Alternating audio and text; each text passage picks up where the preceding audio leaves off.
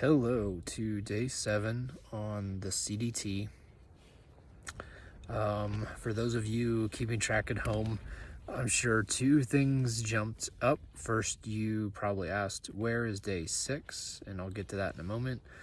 And the second is, you probably saw the lighting in me in my tent and thought, oh no, another Blair Witch Project video. It is it is not one of those in the fact that I had a rough day. It is just late because I hiked out of Lordsburg today, and I paced myself a little bit slower, trying to help my feet a bit.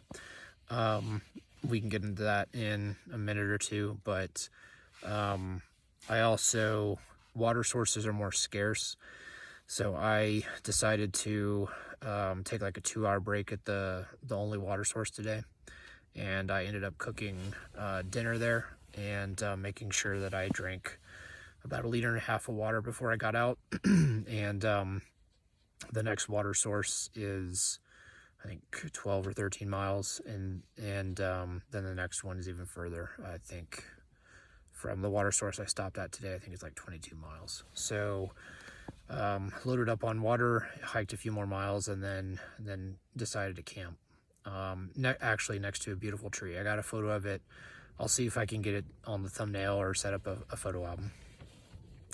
Okay, so before we jump into stuff, today's shout out, I believe today's May 4th.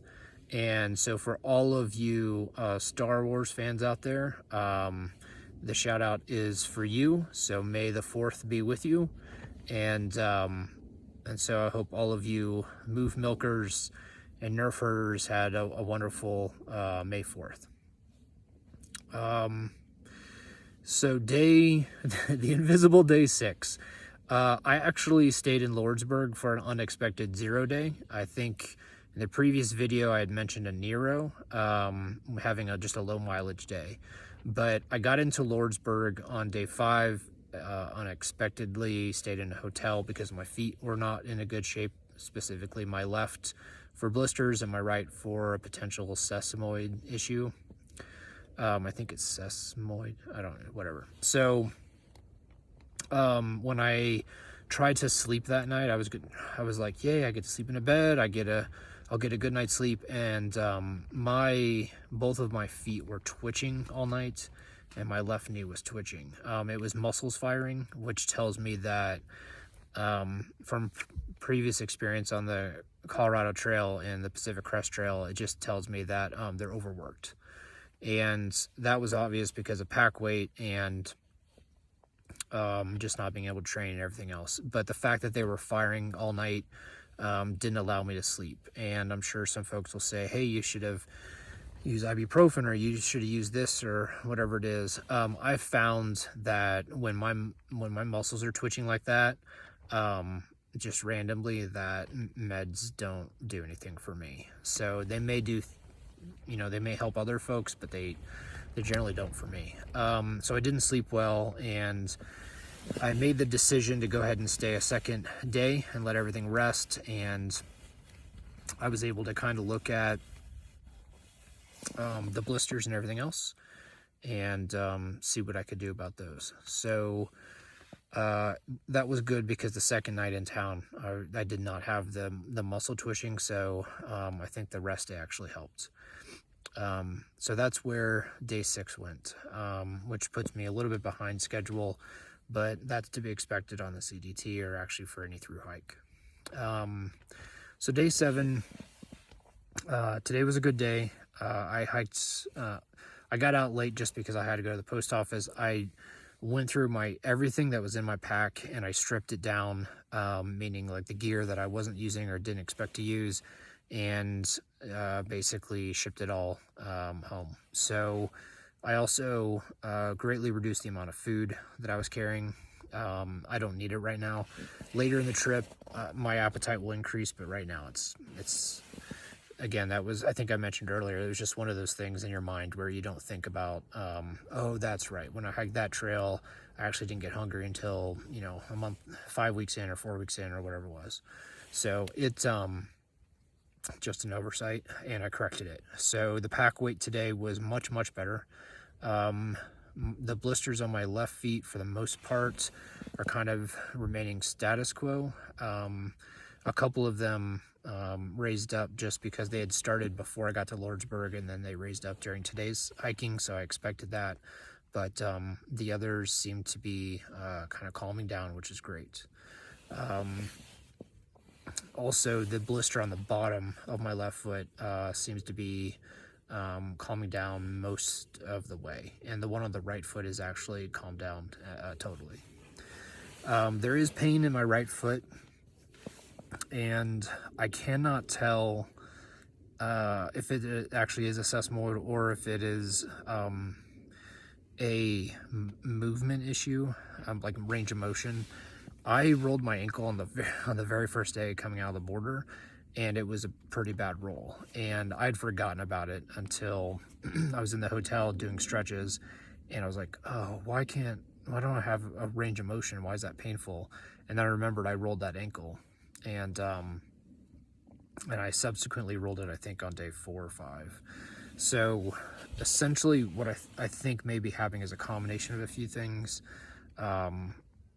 So I think the range of motion is part of it, where like I rolled the ankle and the ankle's unhappy. So I changed the way that my foot was striking and rolling through. And I think that caused toe pain as well as pain on the bottom of my foot. I don't think it caused the blister. I think the blister was caused by other things, as previously mentioned. So the right foot still has some pain. However, at some point during today, I could tell that the pain was not getting worse. It was remaining the same. So I'm hoping that over the next couple of days, if I just focus on the range of motion, make sure I'm getting it correct, that any kind of pain is going to like resolve itself. If it doesn't by the time I get to Silver City, then I'll look at getting some like Superfeet or some other type of insoles to get a little bit firmer in the shoe, and hopefully that'll resolve it. So I think for the most part I'm doing okay. There was an interesting, I met a guy a few days ago. His name is Andy, and he's a Scottish gentleman, but has lived in Canada, I think he said, for like 30 plus years. And someone had given, Andy had never done a long distance hike. He's hiked all of his life, but he's never done a long distance hike. He picked the CDT first one, so hats off to that gentleman for tackling this one. But I think a lot of people make a big deal about trail names, and someone tried to give Andy a trail name. He didn't like it, and so a couple of people, including myself, have told him, like, hey, you don't need to take a trail name you don't like. I mean, unless the story is just absolutely phenomenal, maybe you can consider it. But he reminded me of, actually, there's another woman. Her name is Nora, I believe. Yes, Nora. She's from Hungary, if I remember correctly. She's also hasn't done a long distance hike, so she doesn't have, at least I don't believe she has, and she doesn't have a trail name, so she was kind of concerned about it as well. And so when I asked her name, she said, I'm just Nora. And so the combination of Nora and Andy kind of reminded me of a gentleman I met on the PCT named Andy. And even though many people tried giving him a trail name, he stuck with just Andy. And when people were like, oh, Andy, he's like, no, just Andy. And it's like, okay, just Andy? Yes. By the time we got to Oregon, actually, I started calling him Gentleman Andy.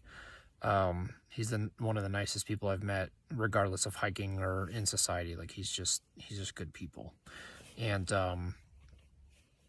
Andy did wonderful things. After the PCT, you folks may have seen it. There is a video of a gentleman who took a selfie every mile on the PCT and put it to music. The music was, I think, Martin Sexton, in The Journey, I believe is the name of the song, which is a great song. And that was just Andy who put that video together. And the video went viral around the world. He was getting calls to be interviewed. from news outlets all over the place. And I also saw the comments that were made on his video on YouTube, where, like, this is before, I think, most of the monetization and the functions that YouTube have now. Like, Andy was ahead of it. And he posted his video, and there were comments like, oh, this is fake. That guy's totally, you know, working for one of those beverage companies. You can see the beverage sitting right there on his shoulder, you know. Oh, look, it changed. You know, this is great. Product placement and all that other kind of stuff. And Andy did the best he could to kind of answer people's gripes or questions, or, sorry, I'm getting off screen. Other kind of annoyances, but, you know, trolls are going to troll, I guess. And I'll see if Andy's video is still up, and I'll post it. I'll put it in the description, the link of it, and you can check it out if you haven't seen it. But basically, he had an idea. He made it work. He took a selfie every mile on the PCT, and it was a beautiful piece of art. It was great. And I think that the fact that on the CDT, the gentleman Andy that I met and the lady Nora that I met, the fact that they were worried about trail names just reminded me of the fact that, you know, I met a gentleman on the PCT who went by just Andy, and he did amazing things. So that's a little bit of reminiscing. I know I've gone a bit long on this one, but I figured since I missed a day, we could have a little bit of a longer video. Everyone, I hope you are well, and may the 4th be with you.